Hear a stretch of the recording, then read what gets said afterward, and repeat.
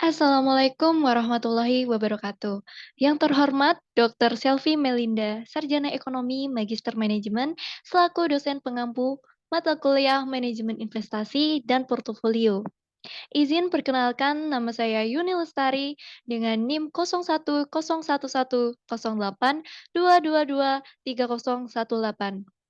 Pada kesempatan hari ini, saya akan membahas sedikit pengetahuan saya tentang pasar modal PT Bursa Efek Indonesia. Pasar modal adalah sarana bertemunya perusahaan maupun institusi lain seperti pemerintah yang membutuhkan dana dari masyarakat untuk mengembangkan usaha, ekspansi, penambahan modal kerja, dan lain-lain. Dengan masyarakat yang hendak menginvestasikan dana mereka. Untuk mendapatkan pendanaan, perusahaan atau institusi tersebut menerbitkan saham atau surat hutang. Dan masyarakat pemodal atau investor yang mendanai perusahaan maupun institusi tersebut dengan membeli instrumen tersebut di pasar modal baik secara langsung maupun dalam bentuk reksadana. Secara garis besar, pasar modal dibedakan menjadi dua, yaitu pasar primer dan pasar sekunder. Pasar primer adalah tempat pertama kalinya suatu saham ditawarkan kepada masyarakat. Hal ini biasanya dikenal dengan istilah go public atau initial public offering. Pasar sekunder adalah kelanjutan dari pasar primer yang mempertemukan antara investor jual dengan investor beli. Pasar modal diawasi oleh Otoritas Jasa Keuangan atau OJK. Undang-undang yang mengatur pasar modal adalah Undang-Undang Nomor 8 Tahun 1995 tentang pasar modal yang berisi tentang definisi, pengertian, serta aturan dan ketentuan mengenai aktivitas di pasar modal.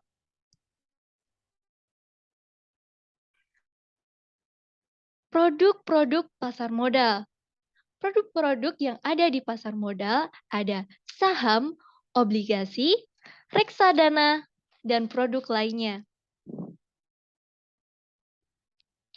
Produk pertama dari produk pasar modal adalah saham. Saham merupakan bukti kepemilikan seseorang atau badan atas suatu perusahaan sebagai klaim terhadap penghasilan dan kekayaan perusahaan tersebut. Dengan berinvestasi saham, investor dapat mendapatkan keuntungan berupa capital gain dan dividen. Capital gain adalah keuntungan yang didapatkan saat harga jual saham lebih tinggi daripada harga beli. Sedangkan dividen adalah pembagian keuntungan perusahaan kepada pemegang saham berdasarkan banyaknya saham yang dimiliki. Terdapat dua jenis saham berdasarkan hak klaimnya. Yang pertama ada saham biasa dan juga saham preference. Saham biasa atau common stock adalah saham yang memiliki ketentuan mendapatkan hak klaim terakhir ketika perusahaan mengalami likuidasi. Sedangkan saham preference atau preference stock adalah ketentuan saham yang hak klaimnya diprioritaskan ketika perusahaan mengalami likuidasi. Selain dapat menerbitkan saham preference, perusahaan yang sudah tercatat dapat melakukan tindakan korporasi atau corporate action terkait saham dengan menerbitkan hak memesan efek terlebih dahulu atau HMETD, yaitu memberi hak kepada pemegang saham untuk membeli efek baru yang dikeluarkan oleh perusahaan tercatat sebelum ditawarkan kepada pihak lain. Dan juga warrant adalah efek yang diterbitkan oleh suatu perusahaan dengan memberikan hak atau jaminan kepada pemegang efek untuk memesan saham dari perusahaan tersebut dengan harga dan jangka waktu tertentu. Produk pasar modal yang selanjutnya adalah obligasi. Obligasi merupakan surat utang jangka menengah hingga jangka panjang yang dapat dipindah tangankan. Surat ini berisikan janji dari pihak penerbit kepada pembeli, obligasi untuk membayar hutang pokok pada waktu yang telah ditentukan, dan disertai biaya bunga secara periodik. Obligasi dapat dibedakan berdasarkan penerbitnya, yaitu obligasi korporasi dan juga obligasi negara. Obligasi korporasi adalah obligasi yang diterbitkan oleh perusahaan swasta nasional, termasuk BUMN dan BUMD. Sedangkan obligasi negara atau government bonds yaitu obligasi yang diterbitkan oleh pemerintah. Berdasarkan jenisnya, obligasi dibedakan dalam dua jenis, yaitu obligasi konvensional dan obligasi syariah atau sukuk. Obligasi konvensional adalah obligasi yang dikenal luas oleh masyarakat yang mendapatkan imbal berupa bunga.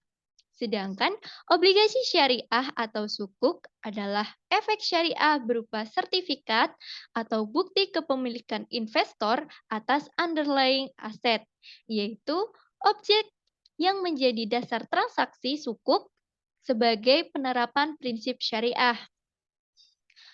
Pada obligasi syariah dapat berupa barang berwujud dan tak berwujud. Barang berwujud seperti tanah, bangunan, dan proyek pembangunan. Sedangkan barang yang tidak berwujud berupa jasa dan hak manfaat atas aset. Imbal hasilnya berupa bagi hasil, fee atau ujroh, dan margin. Produk pasar modal selanjutnya adalah reksadana. Reksadana merupakan wadah untuk menghimpun dana dari investor. Investasi dari reksadana cocok bagi investor yang memiliki keterbatasan waktu dan keahlian mengenai investasi. Dana yang terhimpun selanjutnya akan dikelola oleh manajer investasi untuk diinvestasikan dalam bentuk portofolio efek. Berdasarkan portofolio investasi, reksadana dibagi menjadi 4 jenis. Yang pertama ada reksadana saham atau equity funds. Yang kedua ada reksadana pendapatan tetap atau fixed income funds. Yang ketiga ada reksadana campuran atau discretionary funds. Dan yang terakhir ada reksadana pasar uang atau money market funds. Reksadana saham atau equity funds berisikan minimal 80% efek yang berisikan ekuitas atau saham dengan tujuan untuk mendapatkan keuntungan dari pertumbuhan harga saham. Oleh karena itu, memiliki resiko yang relatif tinggi. Reksadana pendapatan tetap atau fixed income funds berisikan minimal 80% efek yang bersifat utang atau obligasi, dengan tujuan untuk mendapatkan pendapatan yang stabil sehingga memiliki tingkat risiko yang cukup rendah. Reksadana campuran atau discretionary funds berisikan campuran efek yang bersifat ekuitas, hutang atau obligasi, dan instrumen pasar uang dengan tujuan untuk mendapatkan kombinasi dari pertumbuhan yang harga saham dalam jangka waktu panjang sehingga mendapatkan tingkat risiko yang moderat. Reksadana pasar uang atau money market funds berisikan minimal 80% efek yang bersifat utang dengan jatuh tempo kurang dari 1 tahun, dengan tujuan untuk menjaga likuiditas dan nilai modal yang stabil, dengan tingkat risiko yang cukup rendah. Produk pasar modal lainnya ada warrant dan juga right.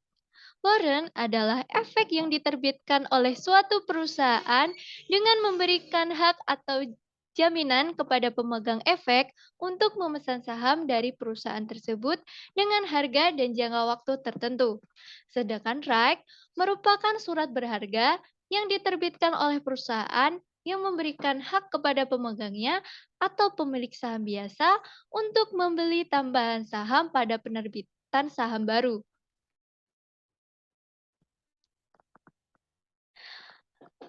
Kenapa pasar modal disebut sebagai sistem? Karena pasar modal memiliki berbagai manfaat, yaitu sebagai sumber dana bagi perusahaan untuk mengembangkan usahanya. Perusahaan dapat meminjam kepada masyarakat melalui penerbitan obligasi dan juga menjual sebagian sahamnya. Yang kedua, sebagai sarana investasi bagi masyarakat yang ingin menginvestasikan dananya melalui sektor keuangan. Sebagai sarana masyarakat untuk ikut memiliki perusahaan, menciptakan budaya keterbukaan dan transparansi, dan menjunjung tinggi profesionalisme sehingga mendorong sistem perusahaan yang sehat, serta memperluas lapangan kerja bagi masyarakat. Struktur pasar modal. Pasar modal diawasi oleh Otoritas Jasa Keuangan atau OJK. OJK didirikan dengan tujuan agar seluruh kegiatan di sektor jasa keuangan terselenggara secara teratur, adil, transparan, dan akuntabel. Mampu mewujudkan sistem keuangan yang tumbuh secara berkelanjutan dan stabil, serta mampu melindungi kepentingan konsumen dan masyarakat. Tugas utama OJK adalah melakukan pengaturan dan pengawasan terhadap kegiatan jasa keuangan di sektor perbankan, pasar modal, asuransi, dana pensiun, lembaga pembiayaan, serta lembaga jasa keuangan lainnya yang termasuk dalam IKMB atau industri keuangan non-bank. Di bawah pengawasan OJK, terdapat Bursa Efek Indonesia atau BEI sebagai satu-satunya perdagangan efek di Indonesia. Dengan tujuan agar perdagangan efek di pasar modal Indonesia berjalan dengan teratur, wajar, dan efisien. BEI wajib menetapkan peraturan mengenai pencatatan, perdagangan, dan keanggotaan, serta bersama-sama dengan OJK mengembangkan pasar modal secara umum. Dan dengan Dewan Syariah Nasional, Majelis Ulama Indonesia atau DSN MUI mengembangkan pasar modal yang syariah. BEI memiliki fungsi sebagai fasilitator yang menyediakan sarana perdagangan efek yang teratur, wajar, dan efisien, menyediakan sarana pendukung dan pengawasan kegiatan anggota Bursa Efek. Sebagai pendorong transparansi dengan memperluaskan informasi perusahaan tercatat, serta menciptakan instrumen dan jasa baru di pasar modal.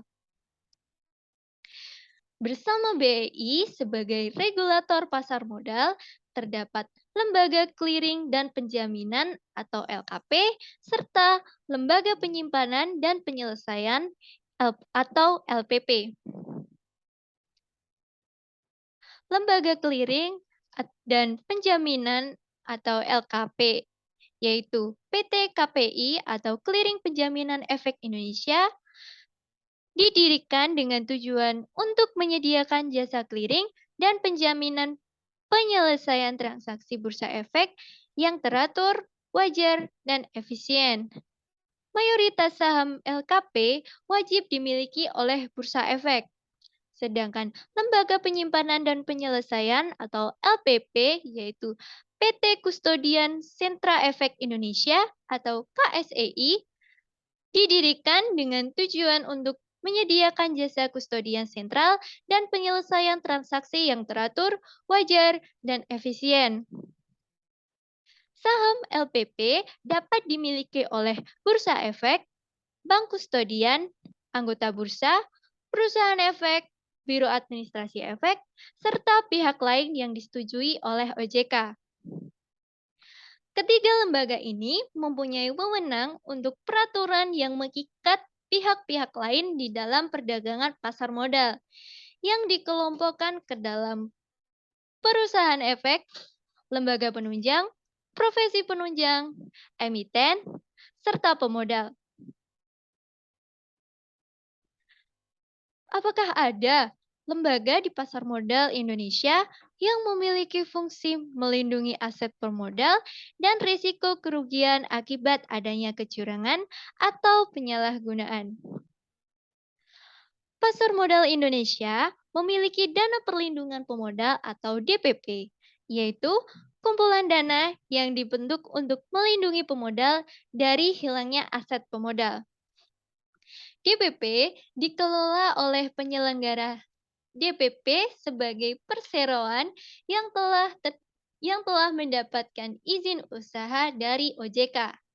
Dalam hal ini adalah PT Penyelenggara Program Perlindungan Investor Efek Indonesia atau Indonesian Securities Investor Protection Funds atau SIPF. SIPF diatur dalam Peraturan OJK Nomor 49/POJK 04/2016 tentang dana perlindungan pemodal. Syarat investor yang mendapatkan perlindungan aset adalah dibukakan subrekening efek pada KSEI oleh kustodian, memiliki nomor tunggal identitas pemodal atau SID oleh KSEI, serta menempatkan asetnya dan memiliki rekening efek pada kustodian. Investor yang tidak mendapatkan perlindungan aset adalah yang terlibat atau menjadi penyebab atas pemodalan yang hilang, serta merupakan pemegang saham pengendali, direktur, komisaris, atau penjabat suatu tingkat di bawah direktur kustodian. Pembayaran ganti rugi menggunakan DPP dilakukan oleh Indonesia SIPF jika investor telah mengajukan permohonan ganti rugi kepada Indonesia SIPF atas aset investor yang hilang akibat penyalahgunaan aset oleh oknum tertentu dan OJK mengeluarkan pernyataan tertulis sesuai dengan ketentuan OJK dalam Peraturan OJK Nomor 49 POJK 04 tahun 2016 tentang dana perlindungan pemodal. Batas paling tinggi pembayaran ganti rugi kepada pemodal dengan DPP sebesar 200 juta setiap pemodal di setiap satu kustodian dan 100 miliar untuk setiap kustodian. Ganti rugi atas aset modal yang hilang itu tidak mencakup nilai kerugian atas perkiraan nilai investasi di masa mendatang dan atau risiko investasi pada umumnya. Berikut adalah daftar pustaka yang saya gunakan untuk menyusun materi hari ini. Sekian yang dapat saya sampaikan. Apabila ada kekurangan, saya mohon maaf. Wassalamualaikum warahmatullahi wabarakatuh.